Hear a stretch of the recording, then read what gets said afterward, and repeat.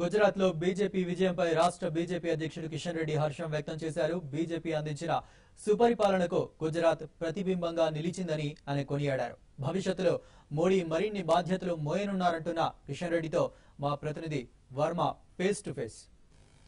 ప్రణీత్, ముఖ్యంగా గుజరాత్ ఎన్నికల్లో నరేంద్ర మోడీ విక్టరీ తర్వాత రాష్ట్ర బీజేపీ వర్గాల్లో కూడా చాలా ఆనందం వెలువరిచింది. ముఖ్యంగా దీనికి సంబంధించి దేశ రాజకీయాల్లో ఎంతో ప్రభావితం చేసే అవకాశం ఉందని కనిపిస్తుంది. అయితే దీనికి సంబంధించి మనతో మాట్లాడటానికి బీజేపీ రాష్ట్ర అధ్యక్షుడు కిషన్ రెడ్డి గారు ఉన్నారు. సార్, కిషన్ రెడ్డి గారు చెప్పండి, గుజరాత్ లో నరేంద్ర మోడీ విక్టరీకి ప్రధాన అంశాలు ఏమైనా తోడై ఉన్నారు? ముఖ్యంగా గత 5 సంవత్సరాలు కానీ లేక వారు ముఖ్యమంత్రి అయినటువంటి 11 సంవత్సరాలు కానీ సమర్థవంతంగా అభివృద్ధి దిశలో తీసుకెళ్లారు. అదేవిధంగా పార్టీ యంత్రాంగం సమాంతరంగా పనిచేసింది.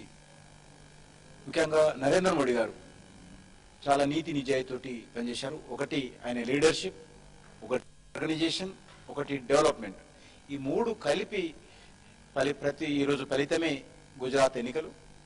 ఆ రకంగా నరేంద్ర మోడీ గారు గత అనేక రోజులుగా అన్ని రంగాలలో మోడీ ఈ ఎన్నికలప్పుడు ప్రచారం సమయంలోనే మోడీ మీద ఎన్నో ఆరోపణలు వచ్చినాయి, హిందుత్వవాదని రకరకాలుగా ఆరోపణలు వచ్చినాయి.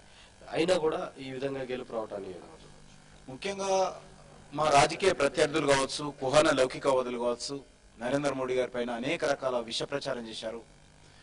గుజరాతీల ఆత్మ గౌరవాన్ని దెబ్బతీసే విధంగా ప్రయత్నం చేశారు. కేంద్ర ప్రభుత్వం ఏకపక్షంగా అనేకమైనటువంటి విచార కమిషన్ల పేరిట ఆయన వేధించింది. ఈ వేటిని కూడా ఆయన మరి ఎదుర్కొంటూ ధైర్యంగా ఒక దిక్కు ఆయన మీద వస్తున్నటువంటి విష ప్రచారాన్ని ఎదుర్కోవడము, గుజరాత్ ప్రజలను సంఘటితం చేయడము, మూడోది ఎంతో సమర్థవంతంగా గుజరాత్ను అభివృద్ధి దిశలో తీసుకెళ్లడము, ప్రపంచంతో పోటీపడే విధంగా ఈ దేశంలో ఉన్నటువంటి అన్ని రాష్ట్రాలలో ఒక అగ్రగామి రాష్ట్రంగా అభివృద్ధి విషయంలో ముందుకు తీసుకెళ్లారు.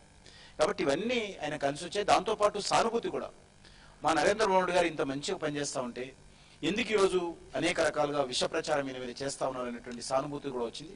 అంటే దేశంలో ఇప్పుడు బీజేపీ కన్నా నరేంద్ర మోడీ చరిష్మాను ఎక్కువ పనిచేసింది. ఇవాళ మిగతా రాష్ట్రాల్లో కూడా గుజరాత్ ఎన్నికలను కూడా సొంత రాష్ట్రాల ఎన్నికల్లో గమనించడానికి ప్రధాన కారణం అదే అని అంటున్నారు. దీనివల్ల బీజేపీ పార్టీకి ఉన్నారు. నరేంద్ర మోడీ గారిని, భారతీయ జనతా పార్టీని మీరు విభజించి చూడడానికి వెళ్ళలేదు.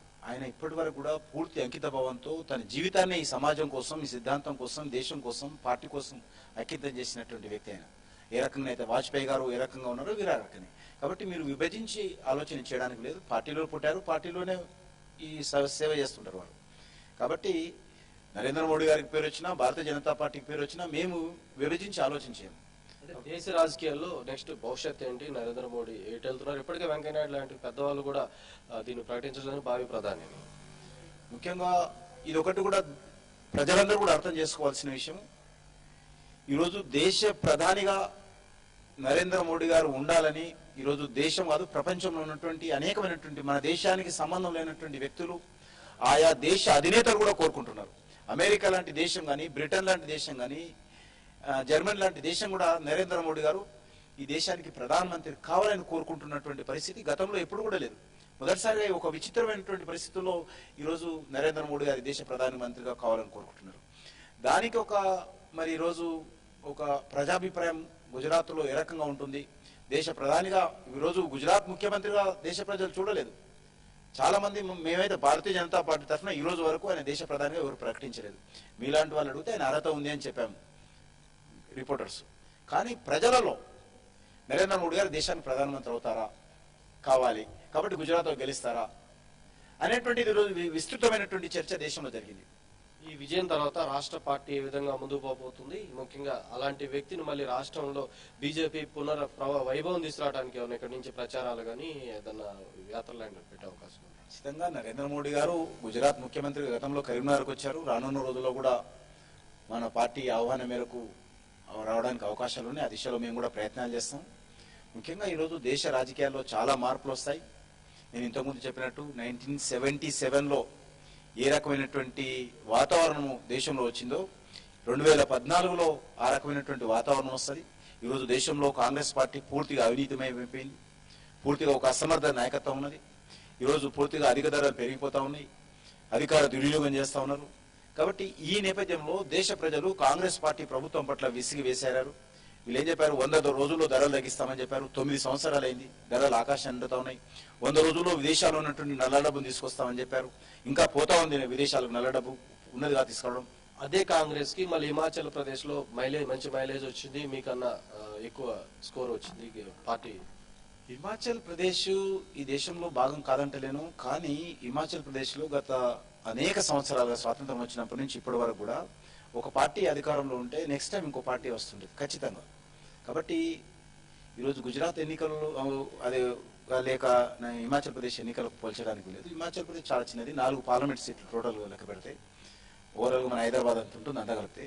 బట్ అయినప్పటికీ కూడా గుజరాత్లో హిమాచల్ ప్రదేశ్లో మేము గెలవాల్సి ఉంటుంది, కొంత మా పొరపాటు కూడా జరిగింది. కాబట్టి ఇది గుజరాత్కు మా తర్వాత ఏంటంటే అక్కడ కూడా పరిస్థితి వేరే ఉంటుంది. హిమాచల్ ప్రదేశ్ ముందు పెట్టి తర్వాత గుజరాత్ పెట్టారు కాబట్టి కొంత ఆ రకం కాంగ్రెస్ కొద్దిగా నెట్టుకరాగలిగింది. లేకపోతే గుజరాత్ అప్పుడే అది కలిపి ఎలక్షన్స్ అయిన ఉంటే అక్కడ కూడా కాంగ్రెస్ పార్టీ సమాప్తం అవుతుండే. దేశంలో ఈరోజు చూశారు, మార్నింగే ఫలితాలు పూర్తి కాకముందే కాంగ్రెస్ పార్టీకి సంబంధించినటువంటి ఆర్థిక శాఖ మంత్రి చిదంబరం గారు బీజేపీకి తక్కువ సీట్లు వచ్చాయి, బీజేపీకి తక్కువ ఓట్లు వచ్చాయని చెప్పి గుజరాత్లో. ఈరోజు బీజేపీ బలం పెరిగింది. ఖచ్చితంగా ఆంధ్రప్రదేశ్లో కూడా ఈ యొక్క ఫలితాల ప్రభావం, గుజరాత్ ఫలితాల ప్రభావం ఉంటుంది. ఎందుకంటే 2014 ఎన్నికల కోసం ఈరోజు దేశ ప్రజలు చూస్తున్నారు. 2014 మరి ఏవైతే పార్లమెంట్ ఎన్నికలు రానున్నాయో దానికి ముందు గుజరాత్ ఎన్నికలు ఒక సెమీఫైనల్ గా ప్రజలు భావించారు. ఖచ్చితంగా దీని ప్రభావం రానున్నటువంటి పార్లమెంట్ ఎన్నికలు, గుజరాత్ ఎన్నికల ప్రభావం, గుజరాత్ ఎన్నికల ఫలితాలు వచ్చే పార్లమెంట్ ఎన్నికల్లో ప్రతిబింబిస్తాయి. ఇది ముఖ్యంగా కిషన్ రెడ్డి గారు చెప్తున్నారు. అయితే దేశ ప్రజలంతా నరేంద్ర మోడీ ఒక ముఖ్యమంత్రిగా కాకుండా ఒక భావి ప్రధానిగా చూశారు, కానీ పార్టీ ఏనాడు ఆయన ప్రకటించలేదని అంటున్నారు. అయితే దేశ ప్రజలు కోరుకునే రీతిలో ఆయన భవిష్యత్తులో దేశం అంతా ఒక మంచి సుపరిపాలన అందించడానికి ఆయన సిద్ధంగానే ఉన్నారని కిషన్ రెడ్డి గారు అంటున్నారు. Over to studio. Thank you very much Varma.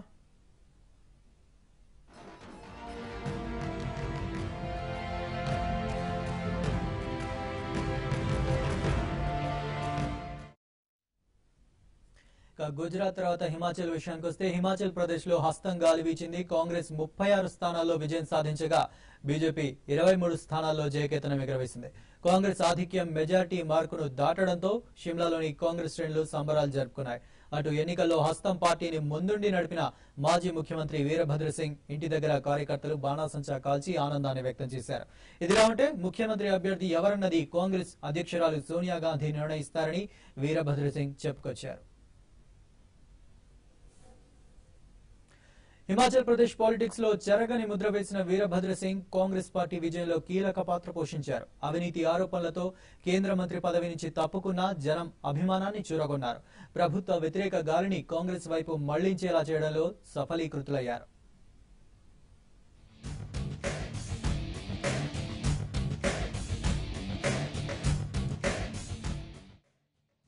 Veerabhadra Singh 1934 June